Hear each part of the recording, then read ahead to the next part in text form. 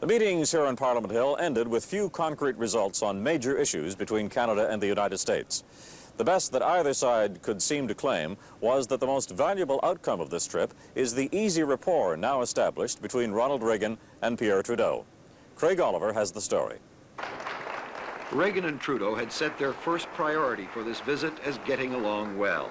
Though the two men share little between them in temperament and background, both worked hard at establishing a rapport here, and aides who observed them over 2 days said they achieved it. They said that Reagan turned on his considerable charm and a disarming anecdote to diffuse every sticky issue. Trudeau, working on his fifth president, resisted his usual impulse to score points where his opposite number is weak on substance. The two leaders obviously pleased with the visit. We were doing this in the best possible of spirits and attitudes. We didn't approach this as a zero-sum game. We think that there can be beneficiaries on both sides in all these areas, whether it be from the environment or trade. We don't see the negotiations as terminating in a victory for one and some losses for the other. Understandably, on some issues, we see things differently. Each country has its own national interests and objectives. Each country brings to international issues a distinct point of view. But what has impressed me is the degree to which we are in agreement, and where we have differed, that we have discussed our differences with the kind of openness and understanding that exists between neighbors. The President and Prime Minister witnessed the signing of two treaties on continental air defense and reciprocal social security, both completed for months, waiting to serve as window dressing. On substantial Canadian concerns, no progress. Canada had decided there was nothing to be gained anyway on those, believing that with this Republican administration, on air and water quality and on energy policy, they'll have to agree to disagree.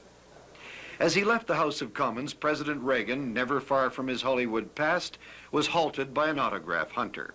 Shocked RCMP security guards aged appreciably. Secretary of State Alexander Haig and his Canadian counterpart Mark McGuigan had their own news conference later. Haig's gentle arm twisting had gotten Canadians to set aside deep misgivings and offer lukewarm support for his bare-knuckle approach to El Salvador. Both men minimizing differences, putting the best face on the presidential visit. We have put in place a number of substantive frameworks to permit us, as a result of the meeting of our leaders at the cabinet and the staff level, to proceed to achieve progress. And that really is what the purpose of this meeting was all about. We've got the lines of communication open to a new administration in Washington, and those lines are vibrant with goodwill and confidence and a sense of dedication to solving problems, not creating them. Perhaps you have some other things you'd like to... I would only add, Secretary Haig, that the commitments that we have received on matters such as the environment, defense sharing, and the natural gas pipeline have all been the first commitments of these kinds that we have received from this administration. And so this meeting was at least the scene of those assurances, and we're very pleased to have received them. So the President has come and gone.